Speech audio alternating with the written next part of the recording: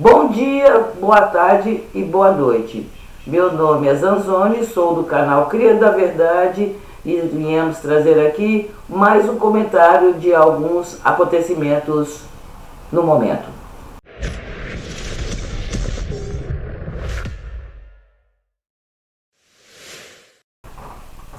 O assunto de hoje é sobre Israel e faixa de Gaza.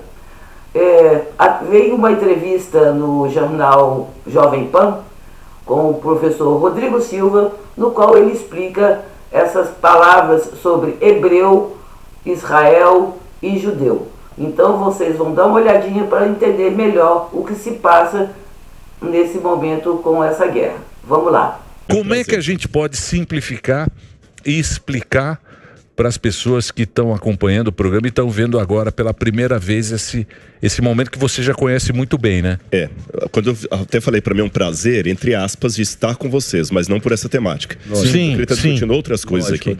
Mas resumindo assim, o que eu percebo é que as pessoas hoje estão ouvindo palestino, israelense, judeu, como se fosse um idioma que eles sabem um pouquinho, só um pouquinho, um básico, e vê duas pessoas conversando, ele entende uma palavra solta aqui, outra ali, mas ele não consegue entender o todo. Então, eu vou tentar dar algumas nomenclaturas aqui. Em primeiro lugar, Abraão foi o pai de toda a nação hebraica. Tá bom? E Abraão foi apelidado de hebreu. E de onde vem esse nome hebreu? Tem duas possibilidades. Um é que o ancestral dele se chamava Eber, a outra é que Ivri significa aquele que veio da outra margem do rio. Como Abraão chegou na terra de Canaã, o pessoal deu um apelido. Igual fala assim, esse aí é o Chico Mineiro, é o Zé Baiano. Menino do Rio. Esse aí é o Ivri, que veio do outro lado do rio, porque ele veio da Mesopotâmia. Sim. Então, a partir desse apelido ao clã dele, os filhos de Ivri eram hebreus. Tá bom? Então, daí vem o nome hebreu. Esse nome foi usado, os hebreus. Aí vem Jacó, que era neto de Abraão. Perfeito. Teve 12 filhos. E Jacó, numa luta espiritual, teve o nome dele não necessariamente mudado, mas acrescentado para Israel. Porque Yaakov significa aquele que vai no calcanhar do outro. Só que você sabe que alguns nomes, depois de um tempo, eles sofrem semântica e mudam o sentido. Por exemplo, Judas é um nome lindo. Judas significa louvor. Mas como Judas traiu Jesus, agora vai ser um Judas. Judas passou a ser traidor. Então Jacó passou a ser enganador, mesmo que etimologicamente não tenha sentido. Os 12 filhos de Jacó também eram chamados de 12 filhos de Israel. E aí, quando eles saem do Egito e vão para a terra prometida, eles são chamados de as 12 tribos de Israel e israelitas. Aí, fechando o nome para chegar nos palestinos, quando vem a época do cativeiro da Babilônia, o que havia acontecido? Os assírios haviam destruído 10 tribos de Israel do norte. Só sobraram 2. A tribo de Judá e a tribo de Benjamim, que era desse tamanhozinho. Então, a partir de então, como a maioria das tribos apareceram, todo mundo foi indistintamente chamado como se chamavam os da tribo de Judá. Judeus. Agora já não é mais da tribo de Efraim, judeus. Assim vem os judeus, e agora, quando criou o Estado de Israel em 48, aquele que é cidadão dali é israelense, não israelita, como era no tempo da Bíblia. Então deu um resumão da parte de Israel e depois posso falar da parte dos palestinos que você quer falar aí. Agora ficou bem claro porque o nome hebreu, porque o nome Israel e porque o Judá passou para o povo israelense. Agora está bem explicadinho. Agora ele vai falar para vocês sobre o nome Palestina. De onde que veio esse nome Palestina? Vamos lá assistir. Sabe que o palestino, na verdade, não é palestino. Mas falando agora de etnia, exames de DNA foram feitos nos palestinos e descobriram o seguinte: os palestinos vêm da África subsaariana. E eles chegaram na região da Ásia, provavelmente levados como escravos de grupos ismaelitas que eram árabes. Então o palestino não é árabe, e ele foi levado para ali, a ancestralidade dele é da África subsaariana.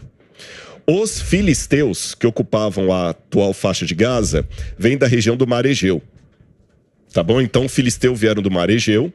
Os palestinos, que não tinham esse nome, era um grupo que veio da África subsaariana. Então, como é que eles foram chamados de palestinos? Em 132 a 135 de nossa era, houve uma guerra em Israel, comandada por um líder revolucionário chamado Bar Kokhba. E Bar Kokhba levantou contra os romanos, e o imperador de Roma na época era Adriano.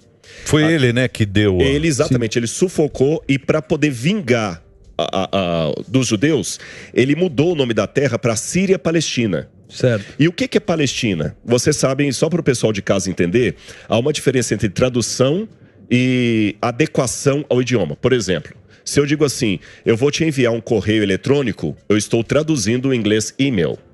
Mas quando eu falo, eu vou te enviar um e-mail, eu estou aportuguesando. Isso. Você entendeu? Isso. Então, houve uma latinização da palavra hebraica Peleshet, que significa filisteu. E como é que você latiniza isso? Filisteu, palestino. Então, a nome Palestina, Síria-Palestina, significa a terra dos palestinos, porque em hebraico, ou dos filisteus, porque em hebraico a letra P e a letra F é a mesma, só colocar um pontinho dentro, Palestina ou Filistina. Então, esse nome Palestina, etimologicamente falando, significa terra dos filisteus. Só que o palestino não é filisteu. Não sei se ficou claro isso. Sim, ficou. Esse nome foi dado por Roma para aquele grupo ali. Então é bom deixar isso bem claro. E eles não são árabes, não são filisteus. Eles são um grupo que veio da África subsaariana e ganhou o título artificial de palestinos dado por um imperador romano.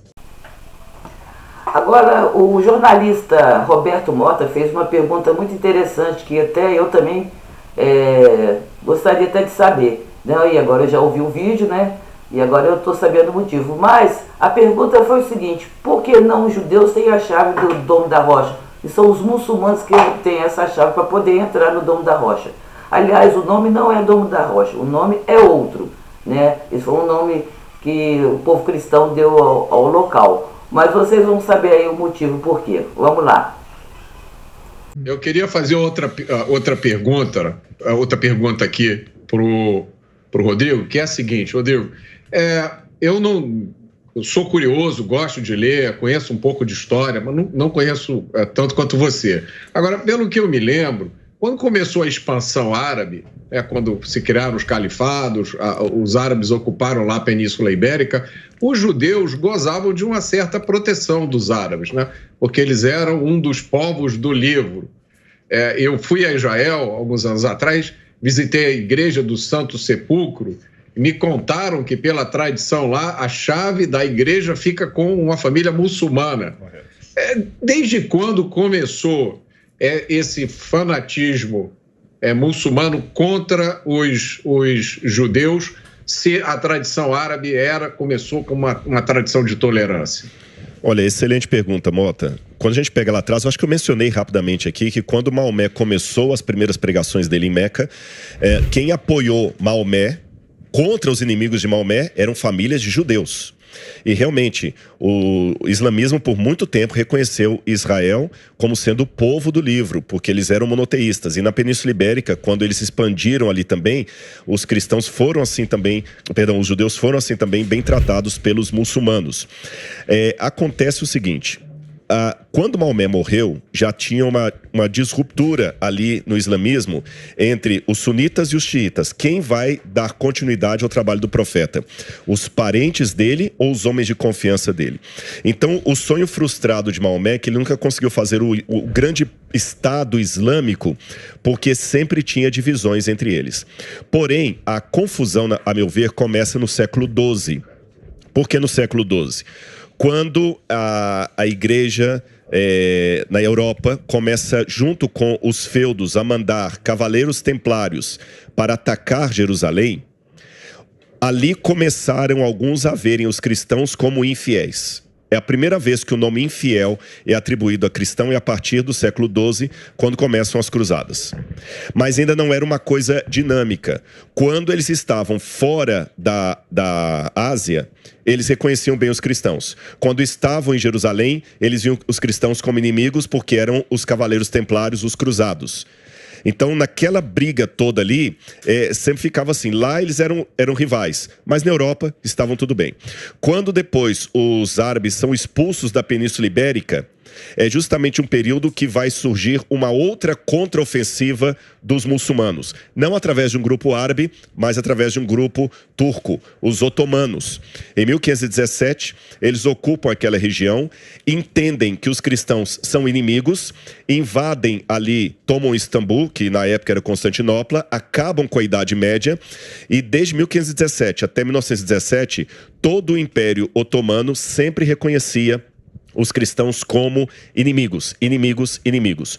Com a queda do Império Otomano é que começam a surgir essas potências muçulmanas ali na região do Oriente Médio. O Líbano é criado depois da Primeira e Segunda Guerra Mundial ali, né? O Império cai em 1920 e 21, se não me engano, com Ataturk. Aí começam esses... o otomano caiu na Primeira Guerra, né? Oi? Os otomanos caíram na Primeira Guerra. Mas ficaram o quê? 500 anos, né? Foi de 1500, mais, foi de 1517 até 1917. Quanto tempo é isso aí? Muito. Então aí, nesse aspecto, esses líderes que surgem, cada um vendo ali, começaram a ver os cristãos ocidentais como inimigos, porque eles representavam os partidos colonialistas que queriam tirar proveito deles, e aí foi se intensificando essa perseguição aos cristãos em países que queriam adotar um sistema teocrático mais forte, como foi o caso dos ayatollahs lá no Irã, que antes recebiam bem os cristãos, depois pararam de receber, e hoje na Turquia há uma tolerância em termos. Sim. Porque dependendo da situação você pode ser preso por ser um cristão que está, por exemplo, praticando a pregação, proselitismo. Mas a Turquia queria entrar na comunidade europeia, né? Queria e não conseguiu. Não conseguiu, né? É a frustração deles. A frustração da Turquia hoje é não ter... Eles queriam se ocidentalizar, mas aí não foram aceitos pela comunidade. Tem problema com os armênios, tem o genocídio armênio, tem uma coisa muito triste também da Turquia, mas é uma confusão, mas né? ele citou agora, você vê, né? Israel, a vida inteira, a história é só com guerra, é só um rei tentando proteger aquela terra, né? Desde Herodes, a gente vê Davi, Salomão. Agora, pulando um pouco... Jerusalém foi tomada 50 vezes. 50 vezes? O muro já... 50 vezes. 12 vezes destruída e reconstruída. Ô, gente, que é o seguinte, na verdade, Israel aceita várias religiões. Lá tem várias mesquitas, várias igrejas católicas, né? E o muçulmano não aceita esse tipo de coisa. Eles toleram, mas existe uma certa rivalidade lá, sim, tá? Só que não é tão aparente, né? Tanto que vocês têm que assistir a entrevista completa, no qual o professor Rodrigo Silva fala que lá existe essa pequena diferença também, mas não é assim de querer matar essas coisas, tá? A respeito desse assunto que eu falei com vocês, agora vem a explicação dos muçulmanos, né? Falando por que eles têm essa diferença com o povo de Israel. Então vocês vão ver o final, que é muito interessante. Vamos lá, vamos assistir. E, o Abrão teve 2 filhos, o Isaac, né? E teve um filho com a Agar, que era a serva dele, que é o Ismael, certo? Naquele local onde está o muro, né, do rei Salomão, tinha também a parte que foi os muçulmanos consideram também muito importante, que é o Monte das Oliveiras.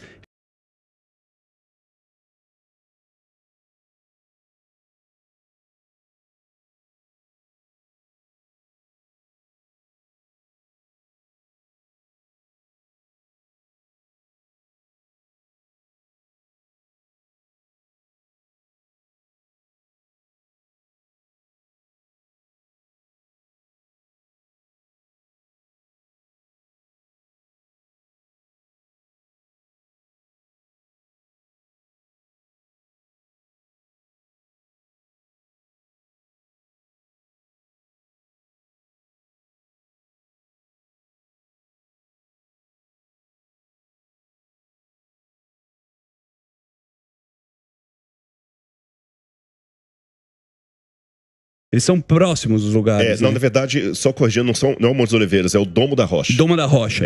Porque o que acontece? A cidade de Jerusalém não é mencionada no Alcorão. Não é mencionada.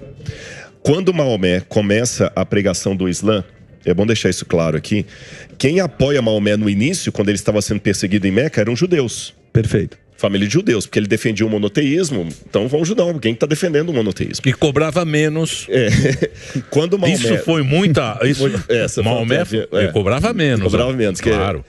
quando Maomé foge de Meca para Medina, certo, tem uma tradição islâmica que nessa viagem dele a Égira, que ele sai de Meca para Medina, a Burak, que era a mula de Maomé, é transportada pelo anjo Gabriel até a cidade de Jerusalém. Isso. Ali ele se encontra com 3 personagens: Isa, que é Jesus em árabe, Musa, que é Moisés, e Ibrahim, que é Abraão. E aí ele recebe as orações do Alcorão, do muçulmano, ele sobe até o paraíso e volta. A partir dessa tradição, Jerusalém torna-se a 3ª cidade sagrada dos muçulmanos. A primeira é Meca, boa, a segunda Medina, a Meca onde está a Caaba, e a 3ª é Jerusalém. Só que os muçulmanos só vão tomar conta de Jerusalém em 690, quando chegam ali as primeiras milícias muçulmanas, e a gente não sabe ao certo em que momento os palestinos se convertem ao islamismo. Alguns historiadores pensam que eles se converteram perto da primeira cruzada, eu já estou no século XII. Certo. Aí, quando os muçulmanos dominaram Jerusalém em 690, no ano 691, 692 de nossa era, eles construíram o Domo da Rocha, boa, que é aquela cúpula dourada, sim, para demarcar o lugar onde Maomé vai assunto ao céu, e a mesquita de Al-Aqsa. Al-Aqsa significa na esquina ou à distância, para demarcar isso. O erro é chamar de mesquita de Omar, não é mesquita, sim, nem é de Omar. É o Domo da Rocha. Então aquele lugar é justamente onde no passado Abraão levou Isaac em sacrifício, e onde no passado Salomão construiu o templo. Onde ele veio. Aqui é a pedra onde tá o sacrifício. Ele ia matar o Isaac, o anjo veio lá. Só que na tradição você manja, hein?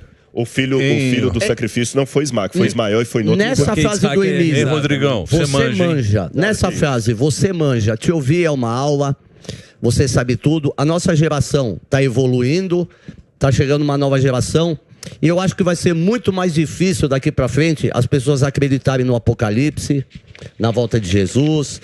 Eu queria saber a sua opinião. A gente está vivendo tudo isso, são sinais, vai ser mais difícil acreditar nesses sinais aqui para frente? Eu vou responder com uma palavra de um judeu, Yeshua, Jesus, que ele falava o seguinte: quando vier o Filho do Homem, porventura achará fé na terra?